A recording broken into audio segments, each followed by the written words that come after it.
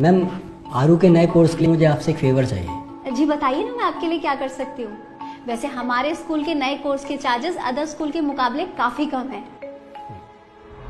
देखिए, क्लास 5 का complete course 8,670 का है, जिसमें आपके टाई बेल्ट इंक्लूडेड नहीं है। इसके अलावा आपको 3 महीने की फीस एडवांस देनी होगी। मैम, फीस तो मैं करवा दूंगा, लेकिन 5th क्लास का कोर्स इतना महंगा? देखिए, आपको कोर्स लेना है तो बताइए। आप ऑलरेडी इतना लेट है। बच्चों की क्लासेस 1 अप्रैल से शुरू हो चुकी हैं। एक्चुअली मैम, मेरे पास अभी इतना अमाउंट नहीं है। तो फिर आप एक बार प्रिंसिपल मैम से बात कर लीजिए। अगर वो कहती है तो मैं आपको कोर्स दे दूंगी। मैम, ये आरब का कोर्स है 4th क्लास का। लास्ट ईयर मैंने इसे 6,250 रुपये में खरीदा था। आपको पता है आज एक कबाड़ी वाला इसके कितने पैसे दे रहा था? 120 रुपये। अब आप ही बताइए, मैं इसका क्या करूं? ये क्या मजाक कर रहे हैं आप? मैं भला कैसे बता सकती हूँ इसका क्या करना है?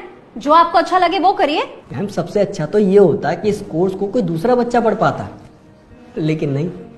प्राइवेट स्कूलों की तो पॉलिसी बन चुकी है कि हर साल नया कोर्स खरीदना ही खरीदना है। कमाल कर रहे हैं आप। बच्चा पास होकर नई क्लास में जाएगा तो नया कोर्स तो लेना ही पड़ेगा ना। हर साल सिलेबस बदलता है, बुक्स बदलती हैं। मैम, प्रॉब्लम की असली जड़ तो यही है। आखिर क्यों प्राइवेट स्कूलों में हर साल बुक्स बदली जाती हैं? क्यों बस 1 या 2 चैप्टर बदलकर पेरेंट्स को मजबूर किया जाता है कि वो नया कोर्स खरीदे ही खरीदे? अरे क्या इन पुरानी किताबों से अगले स्टूडेंट्स नहीं पढ़ सकते? मैं इसमें कुछ नहीं कर सकती। आपको नया कोर्स लेना ही पड़ेगा। हाँ मैडम, आप क्यों ही कुछ करेंगी? क्योंकि हर साल पेरेंट्स अगर नया कोर्स नहीं खरीदेंगे तो आपका बिजनेस कैसे चलेगा? एजुकेशन जाए भाड़ में, आपको तो बस अपनी जेबें भरनी है।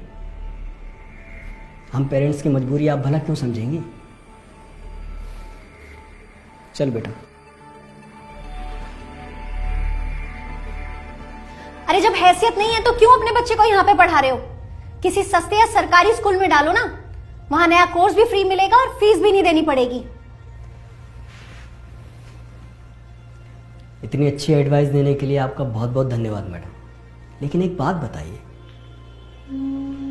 क्या प्राइवेट स्कूल में अमीर बच्चे ही पढ़ सकते हैं, गरीब बच्चे नहीं?